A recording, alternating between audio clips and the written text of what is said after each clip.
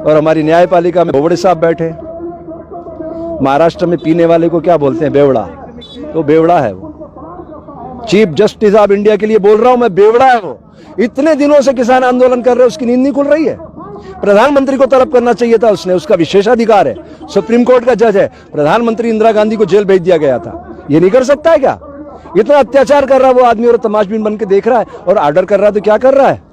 आपको अधिकार है बोलने का, लेकिन आप न्यूसेंस क्रिएट मत करना। अरे भाई, हे बोबड़े सुन, 4 साल तक सैनिक वहां बैठे रहे जंतर मंतर पे, क्या किया तुमने? कुछ नहीं किया तुमने।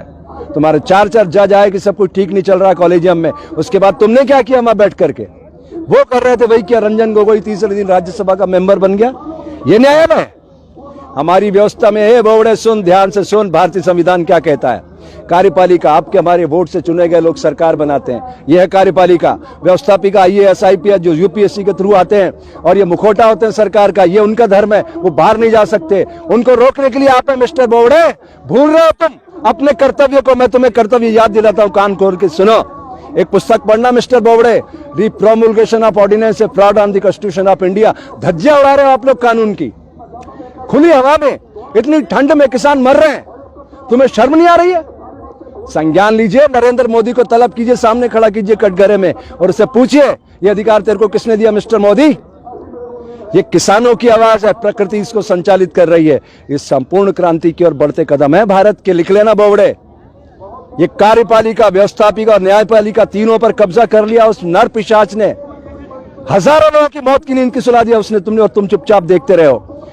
ये कर्तव्य की मतलब अधोगति है, ये अधोगति कर्तव्य की।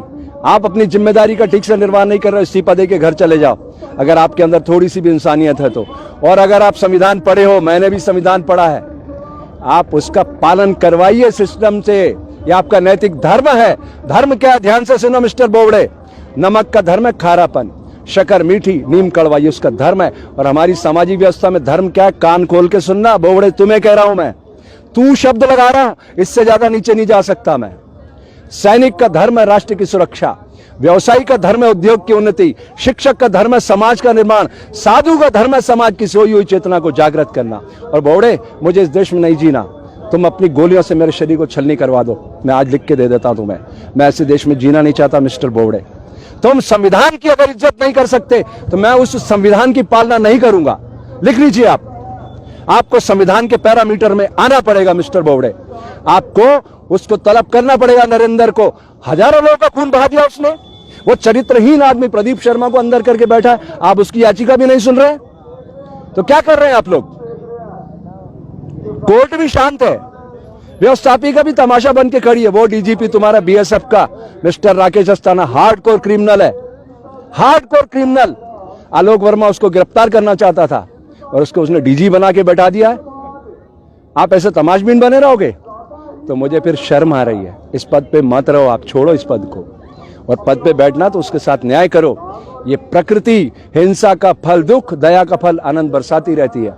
देखो ये जंग बहुत दूर तक जाएगी बोबड़े जी, ये मैं कह रहा हूं। ये शुरुआत हो रही है। ये किसान आंदोलन नहीं लड़ रहा है, ये प्रकृति आंदोलन लड़ रही है। और हम साधु बने मर करके, हमें कोई फर्क नहीं पड़ता। हम लाश को आप कहीं लटकाओ, दफनाओ, इसको छलनी करो, कोई फर्क नहीं पड़ना। हम तो मर के साधु बने हैं।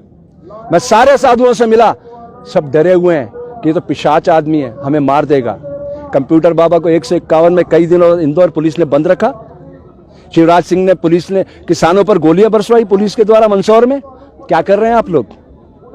व्यापम में हजारों लोगों को मौत की नींद सुला दिया उस शिवराज ने, कंस के रूप में है वो। तो न्यायालय का ये धर्म तो ठीक बात नहीं है। मैं आपसे अपेक्षा करता हूं बोबड़े जी, खुद के ईमान को जगाओ और पढ़ो संविधान को कि प्रकृति आपको क्या संदेश दे रही है। किसान लोग मर रहे हैं, हमारे एक साधु ने आत्महत्या कर ली है। क्यों?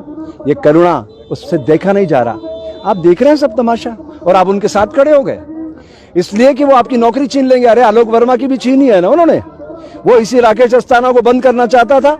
हार्डकोर क्रिमिनल है वो। उसने आसाराम के लड़के को 11 साल पुरानी लड़कियां उठा के और बलात्कार में बंद किया। और क्या कहता है वो राकेश अस्थाना FIR में क्या लिखवाता है कि नारायण साईं को और आसाराम को, उसकी घरवाली आसाराम की और उसकी बेटी लड़कियां सप्लाई करते थे। अरे लानत है, क्या कर रहे हैं आप लोग? ऐसा दृश्य उभर रहा देश के अंदर, साधु संतों को डरा दिया गया। कंप्यूटर बाबा को 151 में कई दिनों इंदौर में बंद रखा गया, सब डरे हुए। 50 साल पुराना आश्रम खदेड़ दिया। अरे जनता के प्रतिनिधियों का पैसा लगा हुआ था। जो गुनाहगार है उनको अंदर करिए ना 120B में। अगर मैं गुनाहगार हूं तो मेरे साथ आप भी तो बराबर के गुनाहगार हैं। संविधान हम सबको क्या इजाजत देता है? अनुशासन में रहो। तो आप भी और हम भी अनुशासन के तहत काम करें तो एक अच्छे राष्ट्र का निर्माण होगा। उसकी समाज को जरूरत है। ये अन्नदाता MSP के लिए लड़ाई लड़ रहा है, मिनिमम सपोर्ट प्राइस के लिए। क्या इसका अधिकार नहीं है? भारत की आत्मा गांव में रहती है। मेरे देश का किसान चट्टान की अट्टालिकाओं को फोल कर धान उपजाता है। उसके हक में आप नहीं खड़े हो सकते तो फिर आप कौन से देश में, कौन सी दुनिया में रह रहे हैं? अरे ये बैलगाड़ी के युग में हिंसक पशु ले जाना चाहता है भारत को, और ड्रोन पे दुनिया उड़ रही है। जापान में 1945 में बोबडे जी हिरोशिमा नागासाकी पे बम गिरा था। कोई आत्मचिंतन किया उन्होंने? 64 में बुलेट ट्रेन आई, नो डिले नो एक्सीडेंट। ये होती है प्रशिक्षण की ताकत। अगर आप देश से प्यार करते हैं, अपने बच्चों से प्यार करते हैं, अपने आने वाली नस्लों से, तो सुधारिए इस सिस्टम को। आपके पास मौका है। आज आप हैं, कल नहीं रहेंगे। लोग आपका इंतजार कर रहे हैं, आपसे बहुत अपेक्षा कर रहे हैं। अरे ज्यादा से ज्यादा आपका क्या करेंगे? आपको घर बैठा देंगे ना। इतिहास आपका स्वर्णाक्षरों में लिखा जाएगा।